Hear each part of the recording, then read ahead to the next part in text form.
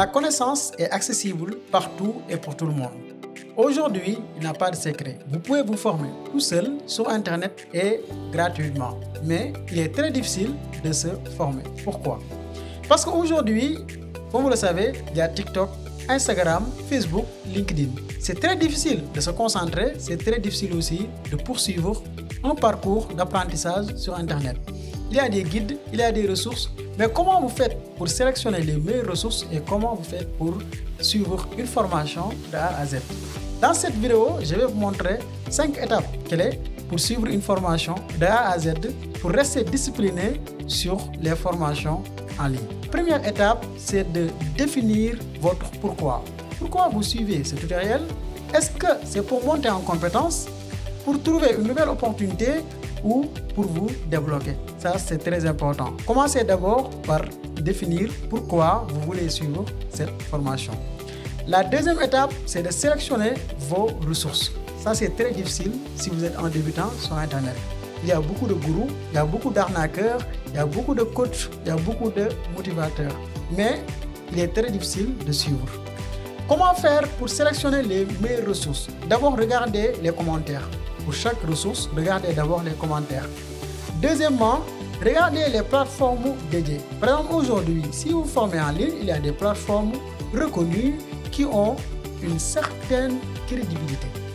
La troisième étape, c'est d'établir un calendrier d'apprentissage. Aujourd'hui, si vous n'avez pas de calendrier, ce sera compliqué pour vous de suivre une formation en ligne. Vous n'avez pas besoin de dire que je vais me former chaque jour en ligne, en 4 heures de temps ou en 20 heures. Non. Commencez d'abord par 10 minutes, 20 minutes, même 5 minutes. Parce qu'en 5 minutes, vous pouvez apprendre une réelle compétence qui va vous servir toute la vie. En quatrième étape, la méthode des 100 jours. Partagez en 100 jours tout ce que vous avez appris. Les réseaux sociaux. Pourquoi vous faites ça? Ça, c'est une promesse que vous faites à votre audience, aux personnes qui vous suivent sur les réseaux sociaux. Vous pouvez vous dire, aujourd'hui, j'ai appris comment définir un calendrier éditorial. Ou bien, vous dites, moi, je veux apprendre du design graphique, mais je ne sais pas par où commencer. Mais aujourd'hui, j'ai découvert une vidéo sur YouTube qui m'a appris les bases, comment choisir les bonnes couleurs. Et demain, j'ai programmé d'apprendre comment choisir la bonne typographie. Vous voyez? Et chaque jour, vous partagez vos petites réalisations.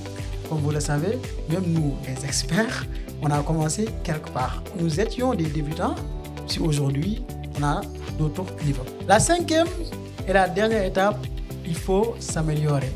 Et pour s'améliorer, il faut analyser vos performances et vos réalisations. Et la méthode la plus simple pour connaître votre niveau, c'est de demander des feedbacks. Demandez à vos followers. Si vous avez un ami ou une amie, vous pouvez lui demander comment vous trouvez mon travail. À partir de là, vous pouvez vous améliorer. Sinon, si vous n'avez pas de personnes qui vous donnent des retours, je vous invite à rejoindre la communauté Harala. Vous allez trouver des ressources gratuites et de l'aide gratuitement. Merci.